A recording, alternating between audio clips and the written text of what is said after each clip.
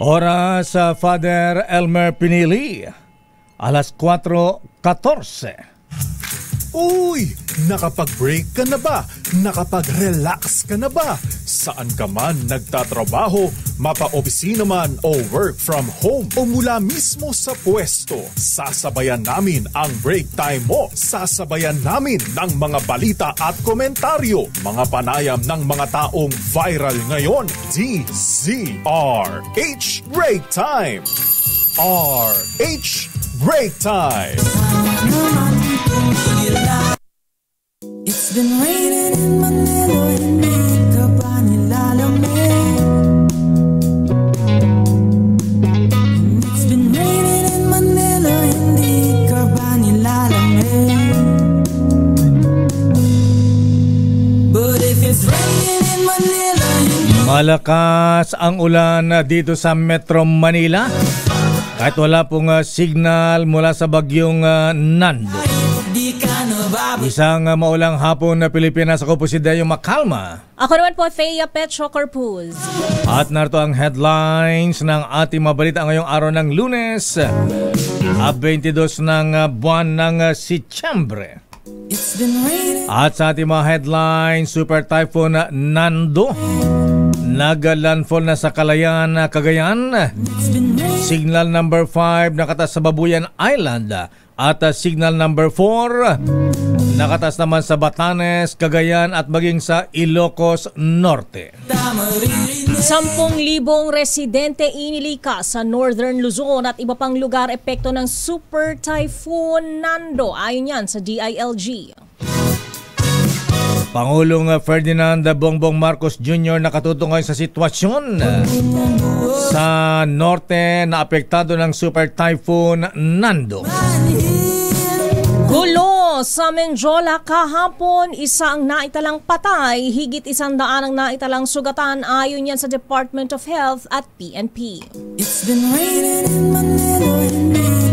Malacanang kumbinsidong planado at may nag-utos sa grupong nanggulo sa kilos sa protesta sa Manila kahapon. Posibleng inciting to sedition ni dating Ilocos Sur Governor Luis Chavit Singson, pinaiimbestigahan ng Malacanang. Dating politiko at isang abogado sinisilip na siyang nasa likod o nagfinance sa panggugulo ng mga kabataan sa rally kontra korupsyon kahapon ayon kay Yorme Isko Moreno. Grupong Anonymous PH tinukoy na nasa likod ng panggugulo sa kilos protesta kahapon ayon yan sa DICT. Bombshell sa anomalya sa flood control projects. Asahan daw bukas sa investigasyon ng Senado ay naman kay Senator J.V. Ejercito. Bad news dahil panibagong oil price hike bukas. Gasolina taas presyo ng piso habang 80 sentimos naman sa diesel at kerosene. At ngayon sa detalye ng ating mga balita sa kalagayan ng bagyong Nando.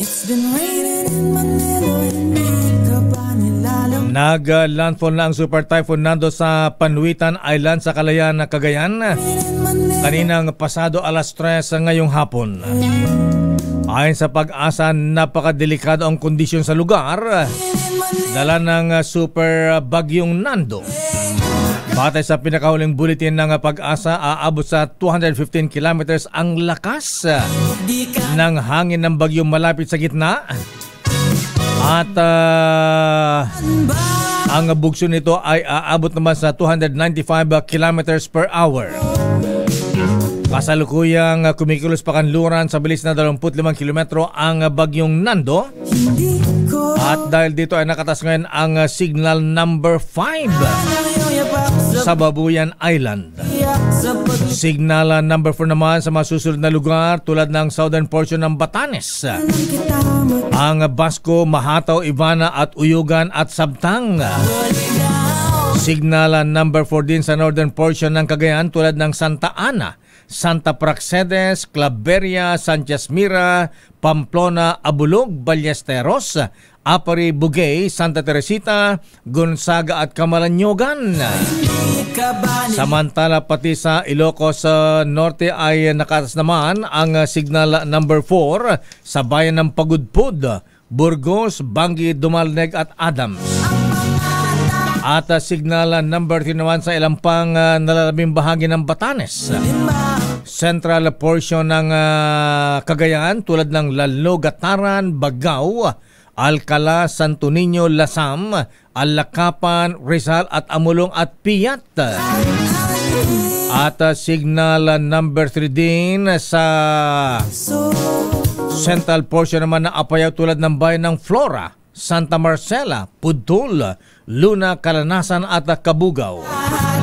At ganoon din ang ilang pang bahagi ng Ilocos Norte. Signal number 2 nakataas naman sa mainland Cagayan, Isabela, Abra, Kalinga, Mountain Province, Ifugao. Northern portion ng Benguet tulad ng Mankayan, Bagyas o Bugyas, Bakun at Kibungan. Ganon din ang northeastern portion ng Nueva Vizcaya tulad ng Jadi. Signal number 2 sa Ilocos Sur. At northern portion ng La Union tulad ng Bangar, Luna, Sudipen, Balawan at Santol. At signal number 1 naman sa Quirino. Ilang pang nalalaming bahagi ng Nueva Vizcaya, Benguet, La Union, Pangasinan, Aurora, Nueva Ecija, Bulacan, Tarlac, Pampanga, ganon din sa Zambales. At signal number 1 din ang northern portion ng Quezon tulad ng bayan ng General Nakar at Pulillo Islands. Samantala, inaasahang lalabas ng bansa ang bagyong Nando bukas ng umaga. Bagamat wala pong public storm signal sa Metro Manila, tayo po dito sa Kamaynilaan ay daranas naman ng malalakas na pag-ulan ayon sa Pag-asa. Samantala, sa paglabas ng Super Typhoon Nando sa Philippine Area of Responsibility bukas ay ang posible namang pagpasok ng isang low pressure area na may katamtamang tsansang maging bagyo rin. Ayon sa Pag-asa, posibleng pumasok ngayong linggo ang LPA na binabantayan sa silangang bahagi ng Tropical Cyclone Advisory Domain o sa labas ng Philippine Area of Responsibility. Kikilos ito patungo sa bahagi ng Visayas, Southern Luzon. May posibilidad ding mamuo ang isa pang LPA sa labas ng Philippine Area of Responsibility sa susunod na linggo sa silangang bahagi ng Luzon at Visayas, ngunit mababa ang tsansa na ito ay maging isang bagyo. It's been raining in Manila. Tinatayang aabot naman sa mahigit na 10,000 katao, 3,284 families ang inilikas na sa Northern at Central Luzon dahil sa banta at posibleng pinsala ng Super Typhoon Nando. Ayon sa Department of Interior and Local Government, 8,476 na ang inilikas sa Region 2. Umula, Cagayan at Isabela. 670 katao naman ay nilikas sa Cordillera Region, kasama na ang Apayao at Abra. At 178 katao naman ay nilikas sa Ilocos Region at 737 sa Central Luzon, kasama na ang Aurora at Nueva Ecija. Pero tiniyak naman ng DILG na patuloy ang pagpag-ugnayan sa mga iba't ibang ahensya ng pamahalaan para sa agarang tulong na ibibigay sa mga magiging biktima ng Super Typhoon Nando. Samantala, mabilis na nagsagawa ng preemptive evacuation ng Cagayan Provincial Disaster Risk Reduction and Management Office o PDRRMO sa coastal municipalities dahil sa Super Typhoon Nando. Sa panayam sa DZRH, sinabi ni Cagayan PDRRMO Head Rueli Rapsing na lahat ng barangay sa Calayan kung saan na naglandfall ang bagyo ay nakalikas na. Narito si Rapsing. Yung preemptive evacuation natin, ginawa natin nung lumabas yung urgent advisory ng DILG at pinunta ng Office of Civil Defense. Kagyat natin kino-coordinate ito sa mga coastal municipalities natin dahil nga doon sa banta ng storm surge. So Sunday pa lang nag-preemptive na ho tayo at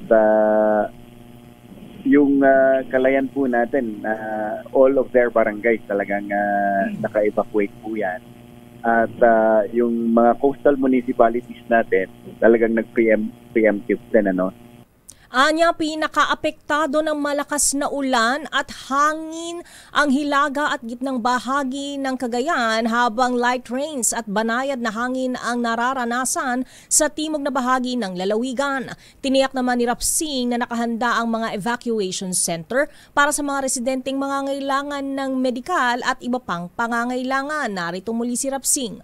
Secured naman na po yung ating mga coastal barangay na ilikas na po ng ating mga MDRMO at yung kanilang mga evacuation center naman kabilin-bilinan po ng ating mga pamunuan, si Vice Governor Mamba at ni Governor Edgar Aglipay, na ibigay lahat ng kailangan, medical attention, relief, lahat ng mga needs ng ating mga kababayan ay kailangan maibigay po natin. Samantala, nakatutok si Pangulong Ferdinand Marcos Jr. sa Malacanang sa pagtama ng Super Typhoon Nando sa Northern Luzon at sa epekto ng habagat sa iba pang panig ng bansa. Ito ang tiniyak ni Palace Press Officer Claire Castro sa press briefing kanina kasabay ng tuloy-tuloy na pagtanggap ng Pangulong Marcos ng mga report mula sa iba't ibang probinsya kaugnay sa kanilang sitwasyon. Ayon kay Jose Castro, pinag-utos na rin ng Pangulong Marcos ang agarang pagtugon sa pangangailangan ng pamilyang nasa evacuation centers. Kasunod nito ay pinag-utos din ng Pangulo sa Office of Civil Defense na pakilusin ang mga lokal na pamahalaan at iba pang ahensya para tiyakin ang mabilis na pagtugon sa epekto ng Super Typhoon. Narito si Yusek Claire Castro. Full government mobilization sa mga lugar na apektado ng bagyo, ipinag-utos ni Pangulong Marcos Jr. Sa kabila ng ingay, tahimik na nagtatrabaho si Pangulong Ferdinand R. Marcos Jr.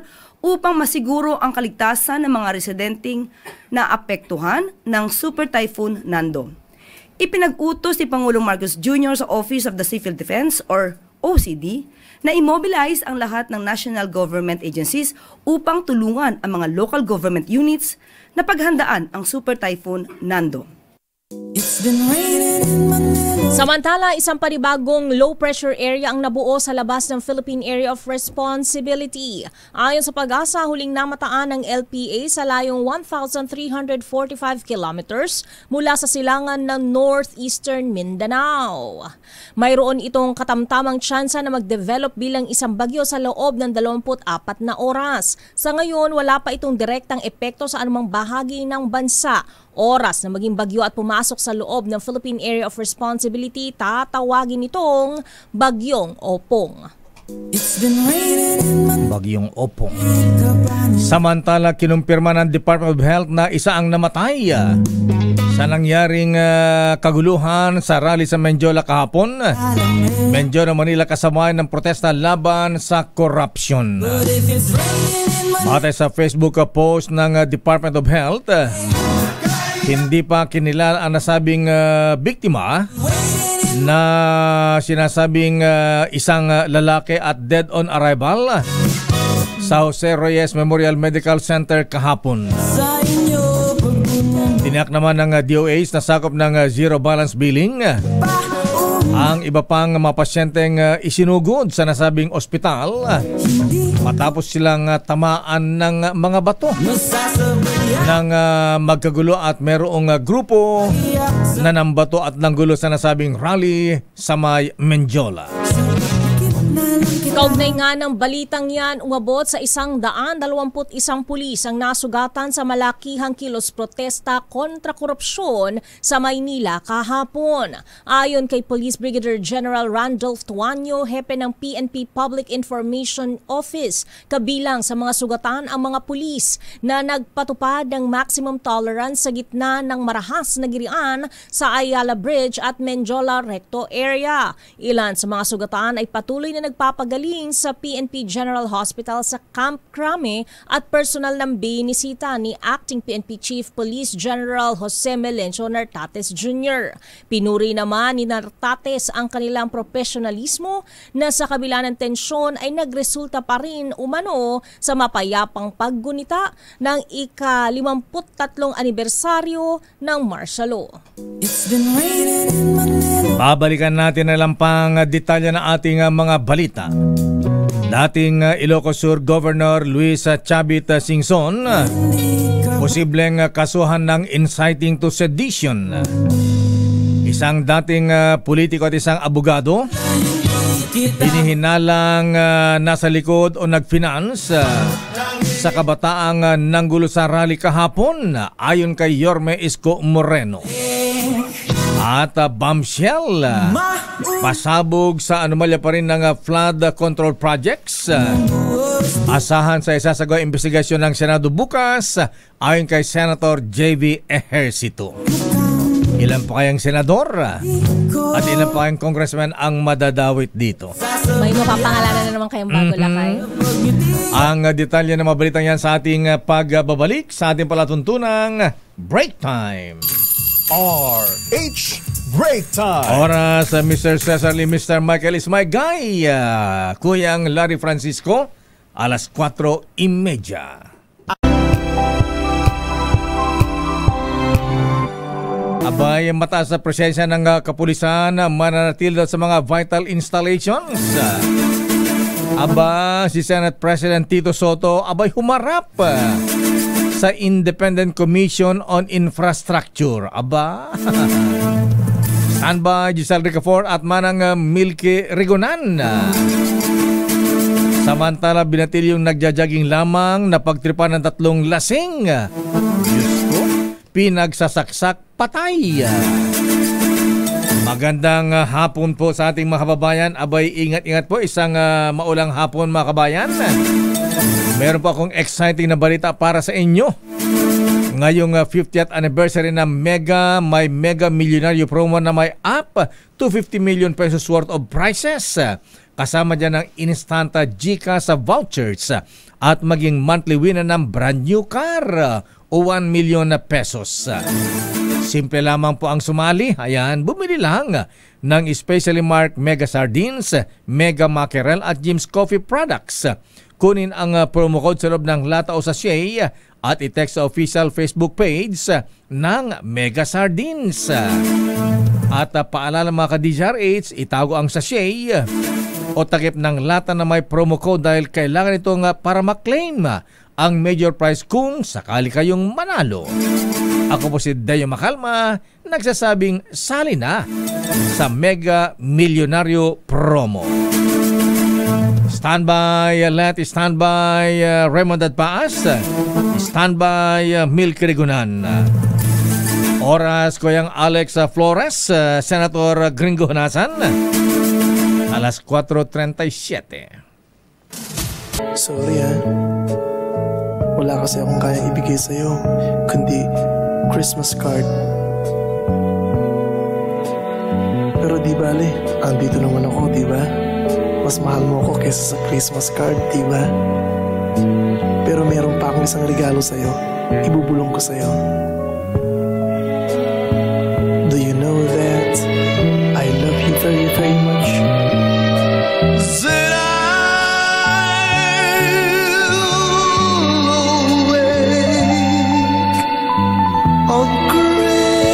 Christmas morning and find my stockings filled with you.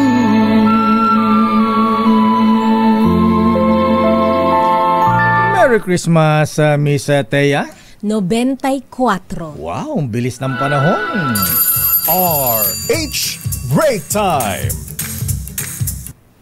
Balikan natin ang ating mga reports.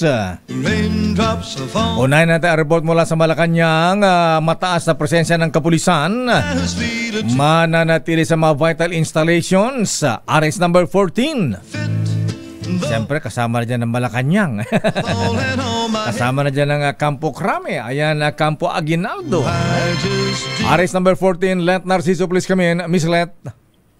Lakay, magpapatuloy ang presensya ng mga pulis sa mga lansangan depende sa pangangailangan. Sinabi ito ni Acting PNP Chief Lieutenant General Melencio Narcates Jr. kasunod ng insidente ng karahasan sa Ayala Bridge at Menjola kahapon. Sa press briefing sa palasyo, sinabi ni Narcates na mataas ang police visibility kapag may banta halimbawa sa vital installation gaya ng Malacanang. Ayon naman kay DILG Secretary John Vic Remulla, hindi ibinababa ang alerto sa Malacanang bilang sentro ng kapangyarihan. Narito si Secretary Remulla. Always maintains one threat level. It is never downgraded. As long as the president, being the seat of power of the country, the threat level is just one. It is always high.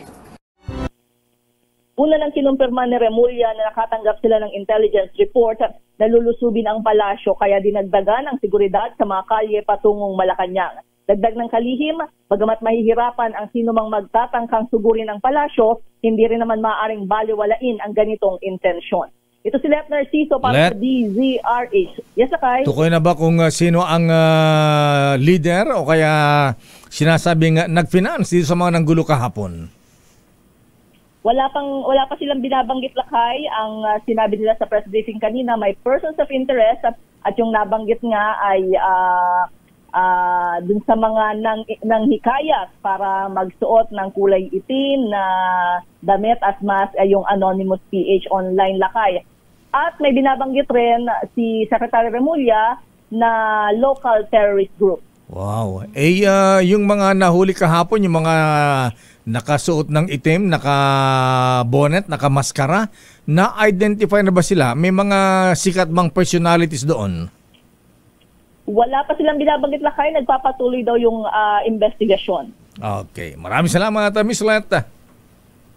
Balik sa inyo, Lakay. Teka muna ulit, kumusta ang panahon dyan sa Malacanang? Malakas ba ang ulan sa Manila? Ayan. Samantala, Senate President Tito Soto humarap sa Independent Commission on Infrastructure Panel. I-detay mong balitang yan, RH28 Raymond Dagpaas. Raymond!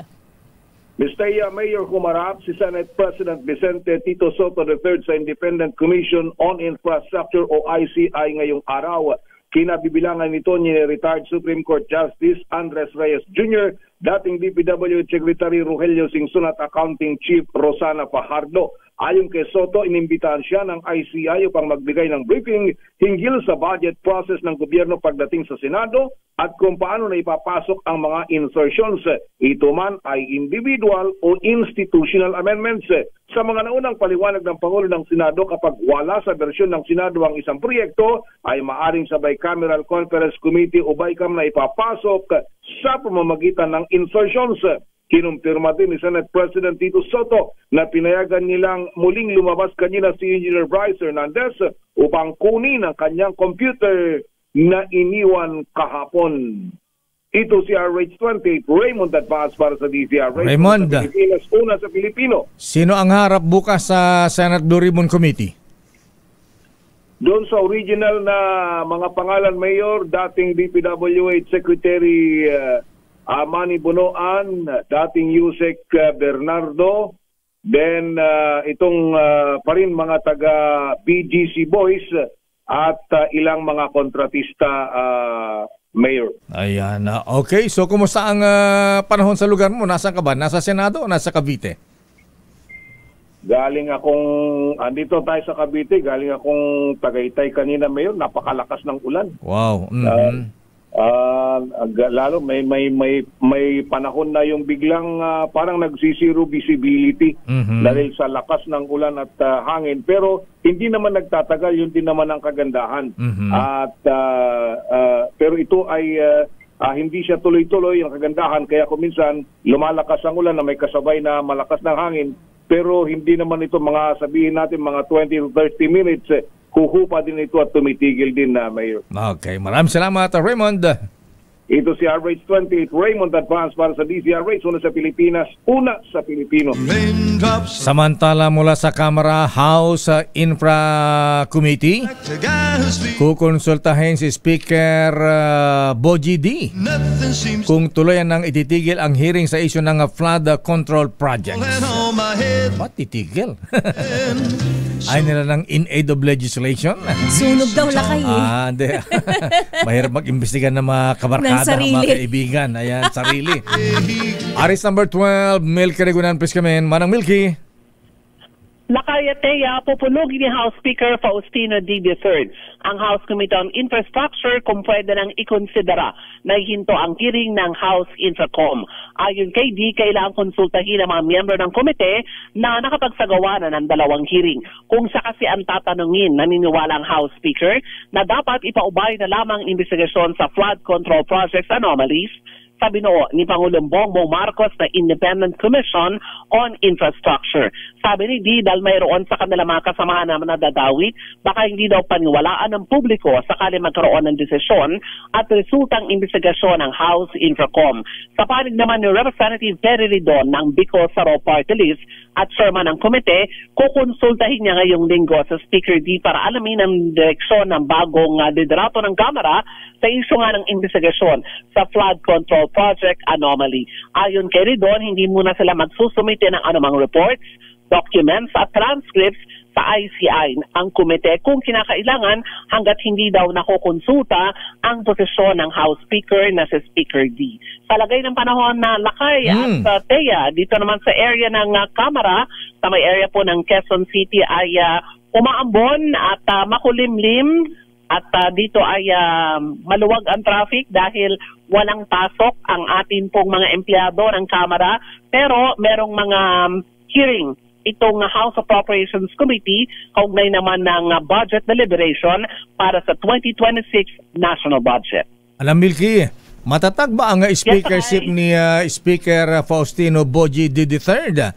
Dahil ilang araw pa lamang may mga bumabanat na sa kanya. Umaalingas nga sagat. Na siya ay kakampi daw at bukod dyan, may issue pa ng political dynasty. Nako. Ang dami-dami daw nilang mga di sa politika. Di na mabilang, lakay. Dito lakay at Teya, tatlo silang di. The third.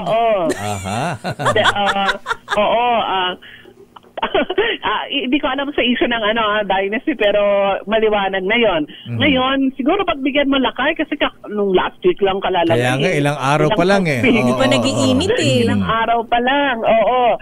At ang sabi nga ay pwede naman daw sigurong pero titignan kasi natin, kung matatandaan mo lakay, Ateya, inihalimbawa ko sa iyo yung numbers game dito sa House.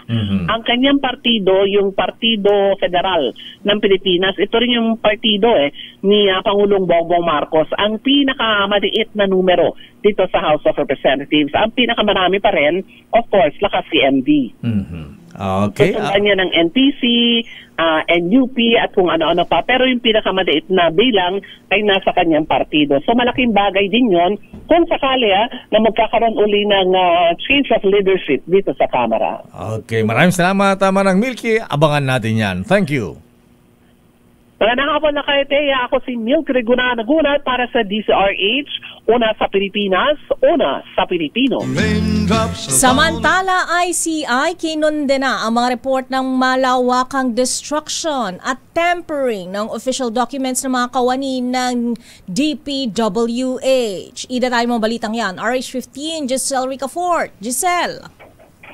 Ms. Teya, lakay kinondena ng Independent Commission for Infrastructure ang mga ulat ng di umano'y malawakang destruction at tampering ng mga official document na ginagawa di umano ng mga kawani ng DPWH kaugnay ng flood control scandal.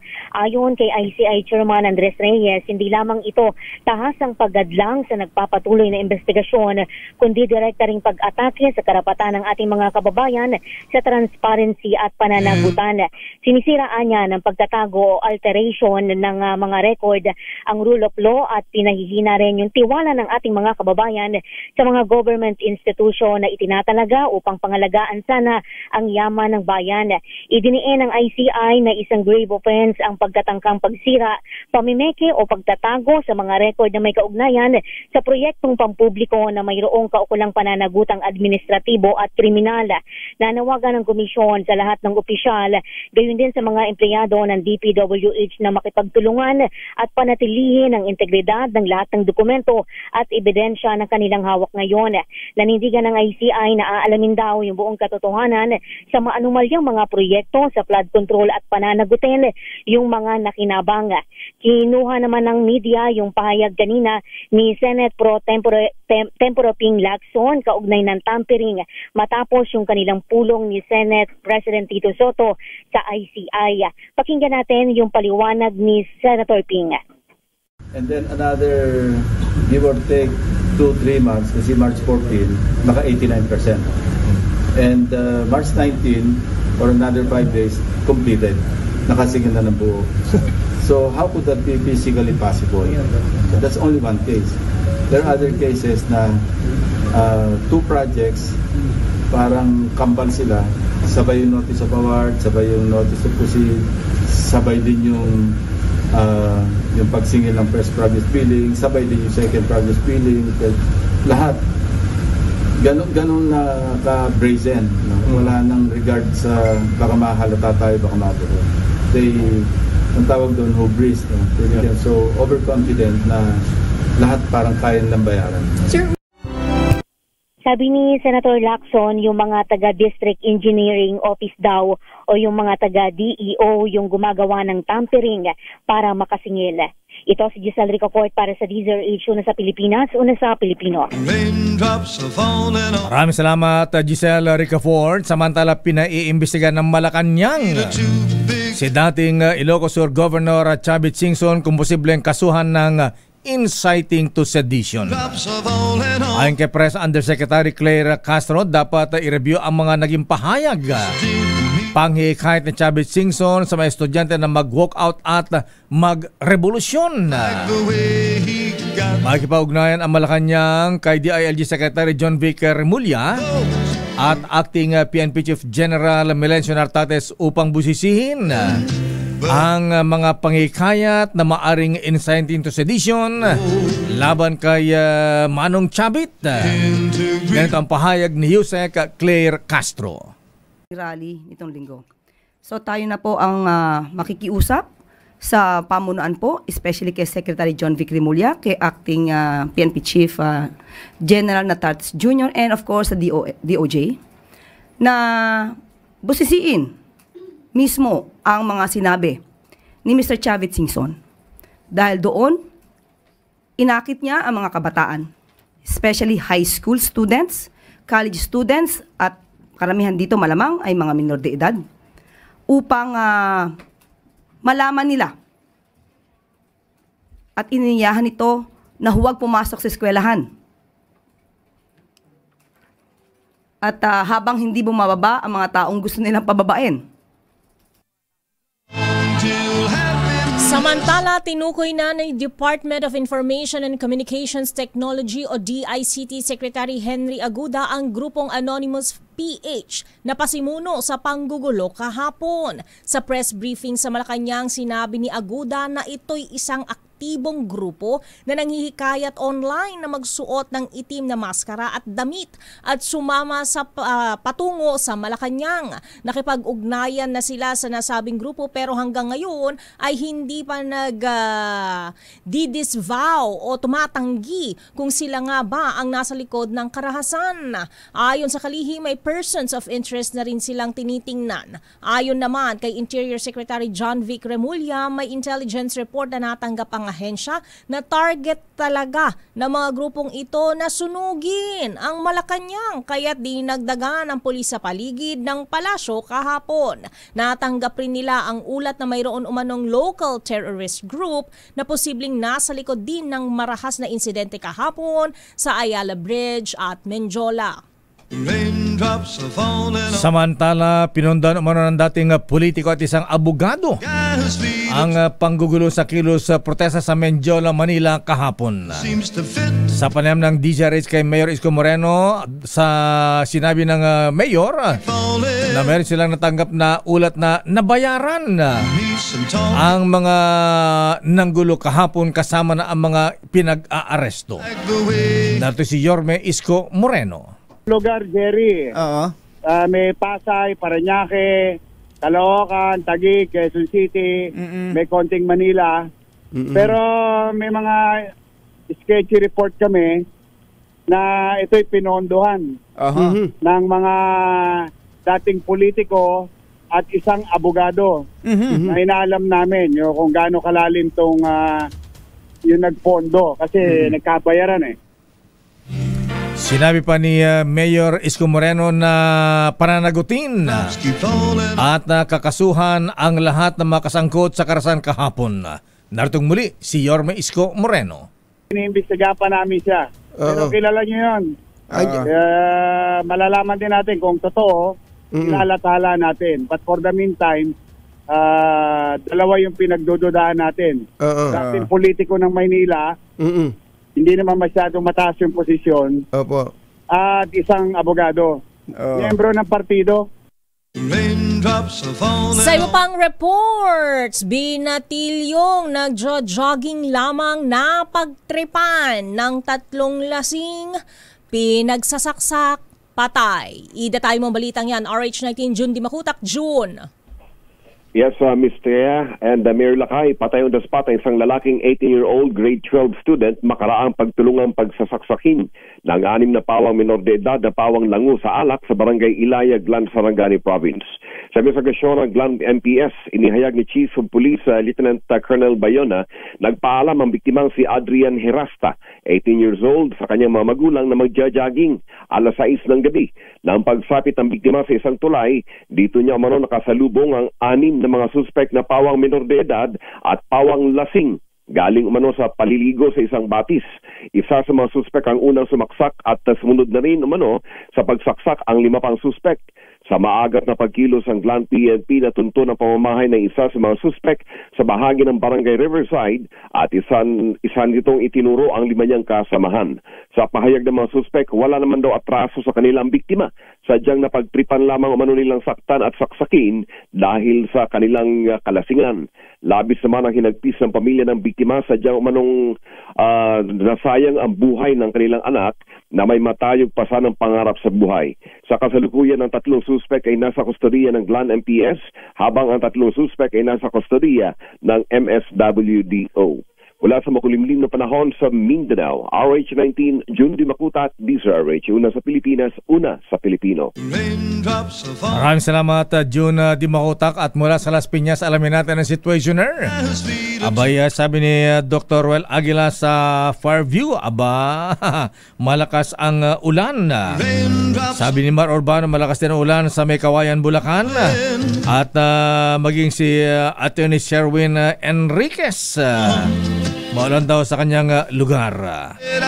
At alamin natin ang sitwasyon mula sa Las Piñas. Malakas ba ulan dyan? Noche Cacas, please come in. Lakay, Miss Thea, bumuhos ang malakas na ulan. Kasabay ng malakas rin na hangin dito sa lungsod ng Las Piñas. Ilang minuto na ang nakakalipas, umuulan, kaya ang ilang mga motorista napatigil sa gilid ng C5 Road Extension.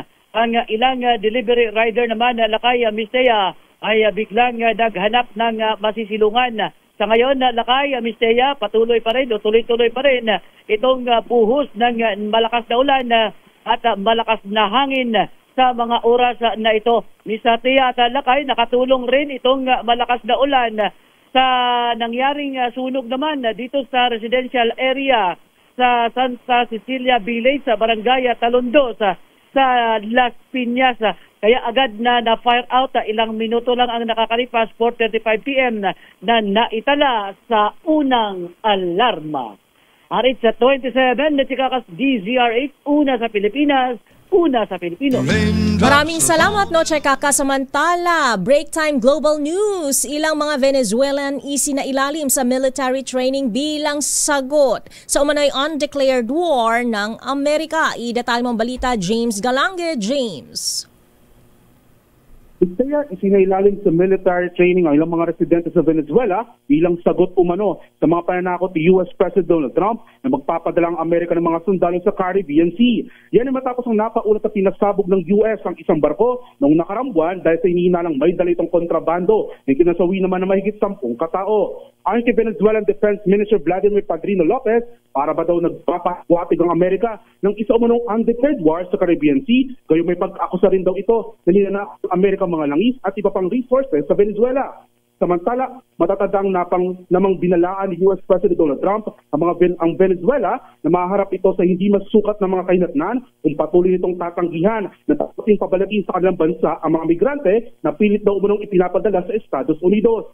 Sa mga nagdaang buwan, magugulitang tumataas ang tensyon sa pagitan ng dalawang bansa mula na ipatupad ni Trump ang immigration crackdown, kung saan maraming Venezuelans na pinadeport pabalik sa kanilang bansa dahil naman umano sa banta ng seguridad at gang violence sa Estados Unidos. Ito si James Galange ng DZRH TV, una sa Pilipinas, una sa Pilipino. Maraming salamat, James, at sa showbiz, Miss Thea. Break time showbiz. Komedyanteng si Ate Gay, dasal ang hiling sa gitna ng pagkikipaglaban sa stage 4 cancer. Idetalye mo ang showbiz news na yan, Angelica Cosme. Himala ang hiling ng komedyanteng si Ate Gay sa gitna ng kanyang pakikipaglaban sa stage 4 cancer. Kwento ng kilalang impersonator ng yumaong superstar na si Nora Honor, parang Becky lang daw noon ang tumubong bukol sa kanyang leeg. Hanggang sa sumailalim niya ito sa ultrasound, CT scan at biopsy kung saan benign o hindi cancerous ang unang findings ng doktor. Pero nang magpa-second opinion ito nang mapansing lumalaki at nagdurugo ang bukol matapos ang isang show sa Canada, ay doon nalaman ng komedyanteng stage 4 na ang kanyang cancer. Ayon sa doktor ni Ate Gay, nasopharyngeal carcinoma ang kanilang working diagnosis. Ang kilalang nagbibigay ngiti sa mga manonood, halos araw-araw daw umiiyak dahil sa karamdamang hindi aniya pwedeng maoperahan. Chemotherapy at radiation lang sana ang paraan upang mapabagal ang pagkalat ng cancer. Ngunit tutol daw ang kanyang pamilya, gayong nasaksihan na rin nila kung paano nanghina ang isang kapatid ni Ate Gay nang sumailalim noon sa chemotherapy. Kamakailan nga lang, nagsagawa ng May Himala for Ate Gay benefit show ang mga kaibigan nitong sina Alan Kay at Bubay. Sa ngayon, dasal ang hiling ng singer at stand-up comedian na si Ate Gay o Hil Aducal Morales sa tunay na buhay sa gitna ng kanyang pakikipaglaban sa cancer. At yan ang latest sa mundo ng mga sikat. Ito po ang inyong showbiz angel ng DZRH TV, una sa Pilipinas, una sa Pilipino. Maraming salamat, Miss Angelica Cosme. Pero belated happy birthday muna kay sa ating dating station manager, Bossing Ray Langit. Happy birthday, boss. Happy birthday. Boss Ray. At Attorney Jimmy Policarpio, happy birthday ng Channel 13. At happy birthday ni Kuyang Vener Bisara, Kuya Mau Yasay at Delphine Buholtz. Magbati mula sa mga brethren sa TM Kalamazoo Class 136. Happy birthday ba kay Mista Sultan Amin Undug. Binabati ng mga Mista sa PMA Sandigan 82. At happy birthday pa kay Colonel Chris Diaz, Acting Brigade Commander ng 103rd Infantry Brigade sa Eastern Mindanao ba? Binabati ni Eric Dastas. Papainom ba ito si Colonel Eric? At happy birthday din kay Francisco Frank Tapay ng Alamino sa Laguna. At kay Barangay Tanod Honorio Paringit. Kay Kuyang Rene Escurel, Kuyang Boy Bonoan, Kuyang Frolan Makasinag, Kuyang Tom Testor, happy birthday. At sabi ni na ating business correspondent Mr. Michael Ismaygay, magkano lakay? Sino daw yung politiko at abogado? Di pa natin alam, bossing. At ayon kay Mr. Michael Ismaygay, ang palitan ng dollar nagsara sa halagang 57 pesos and 5 centavos bawat US dollar. At yan ang kabuhan natin palatuntuan ng break time. Ako po si Dayo Makalma. Nagpapabati ng happy birthday lakay si Elise. 9th na siya sa Thursday. Happy birthday. Ako po si Thea Petro Corpuz. Mga balansyadong balita susunod na. Chairman of the Board Henry Uri at Miss Kay Karen Oyong. Oras 5:05.